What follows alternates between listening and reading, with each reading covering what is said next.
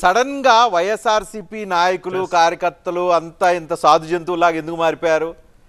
కొడుతుంటే కొట్టించుకునే పరిస్థితి ఎందుకు వచ్చింది? విచిత్రంగా కనిపిస్తుంది. నిజంగా అంత సాధువుగా మారిపోయారా? రియాక్ట్ కాలేని పరిస్థితిలో ఉన్నారా? కాదు, ఒక నిమిషం, మీరు ఒకటి గుర్తుపెట్టుకోవాలి. ఈస్ట్ గోదావరిలో జరగలా, వెస్ట్ గోదావరిలో జరగలా, లేకపోతే నెల్లూరులో జరగలా, ప్రకాశంలో జరగలా.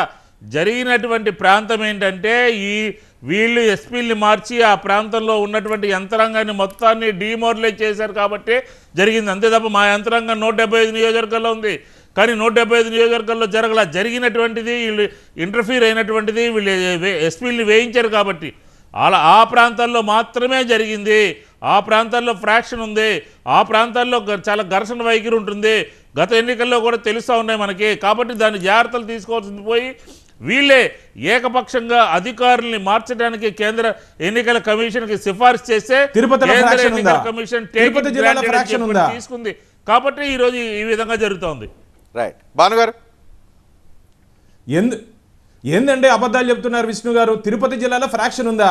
తిరుపతి జిల్లాలో ఫ్రాక్షన్ ఉందా? ఎందుకు ఫ్రాక్షన్ జిల్లాతో తిరుపతిని పోలుస్తారు? ఇది పూర్తిగా అధికార పార్టీ ఓడిపోతుందన్న భయంతో.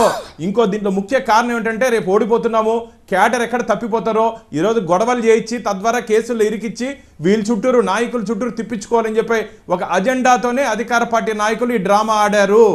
ఉద్దేశపూర్వకంగా గొడవలు చేసి ఇప్పుడు ఈ రోజు బయట దాదాపు 1370 మంది వీళ్ళందరూ రేపు అధికార పార్టీ చుట్టూరు తిరగాల్సిందే.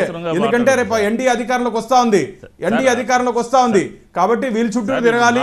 పాపం అమాయకులు బలైపోతున్నారు, వీళ్ళు చేసిన చేసిన వల్ల అమాయకులు బలైపోతున్నారు. ఖచ్చితంగా భారతీయ జనతా పార్టీ ఎన్డీఏ కూటమి అధికారంలోకి రాబోతున్నాం. ఎవరు వింటారు సార్?